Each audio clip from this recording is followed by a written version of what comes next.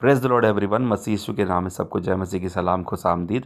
प्रियो, आज का वचन भजन संहिता 4 हमें सिखाता है, क्रोध तो करो पर पाप मत करो, अपने हृदय में विचार करो, अपने बिस्तर पर शांत रहो। हालेलुया। और भजन संहिता इसमें ये बात बताना चाहता है कि हम अपनी भावनाओं को ईमानदारी से स्वीकार करें, पर उन्हें इस तरह ना जिएं कि उससे गलत कार्य हो जाएं। ये पद हमें ठहरने, सोचने और परमेश्वर की शांति में आने के लिए बुलाता है। दाऊद हमें 2 सरल लेकिन सामर्थी अभ्यास देता है। भावनाओं को स्वीकार करो पर सही मार्ग पर चलो। क्रोध करो, भावनाएं स्वाभाविक है। पाप मत करो, इसका अर्थ है हमारी भावनाएं हमारे व्यवहार को नियंत्रित ना करें, है ना। और अपने हृदय को परमेश्वर के सामने शांत रखो। अपने हृदय में मनन करो, अपने बिस्तर पर शांत रहो। रात को शांति में और अपने मन को परमेश्वर की उपस्थिति में स्थिर करना हमें बुद्धि और शांति देता है। भजन संहिता 4:4 हमें कोमलता से याद दिलाता है कि परमेश्वर हमारी भावनाओं से चकित नहीं होता।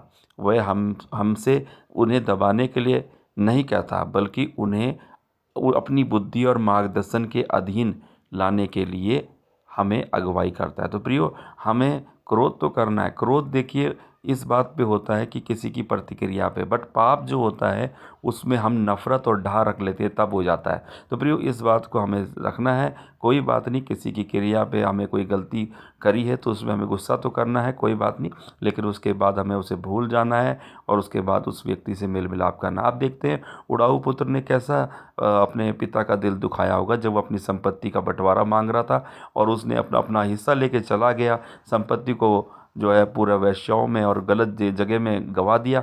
लेकिन तो भी क्या उसके पिता ने अपने दिल में वो बात रखी? नहीं, उसके पिता ने तुरंत उसे क्षमा किया, गला लगाया और उसके लिए फिर से उसको वैसा ही आदर किया। लेकिन वहीं हम देखते हैं कि उसके भाई के दिल में, जो भाई घर में था, जो उसे छोड़ के नहीं गया, जो पिता के साथ था, उसको क्रोध हुआ अपने भाई के लिए। क्यों? क्योंकि उसने जो है संपत्ति को नुकसान किया और वो अच्छे ईमानदारी से चल रहा था। लेकिन उसके पिता ने उसे समझाया कि मेरे भाई बेटे, तू तो मेरे साथ हमेशा था, लेकिन ये जो तेरा भाई है खो गया था, मिल गया है। ये जो तेरा भाई है मर गया था लेकिन फिर जिंदा हो गया, हम इसके साथ आनंद करें। देखिए, वहाँ पर पिता हमारे को शिक्षा दे रहा है कि क्रोध तो करो, पाप मत करो। कहने का मतलब उसे अपनी डाह मत बना लो, उसे कड़वाहट के रूप में मत रख लो। इससे ऐसा ना हो कि तुम कड़वे हो जाओ, परंतु हर किसी के लिए क्षमा के लिए एक दरवाज़ा खोल के रखो।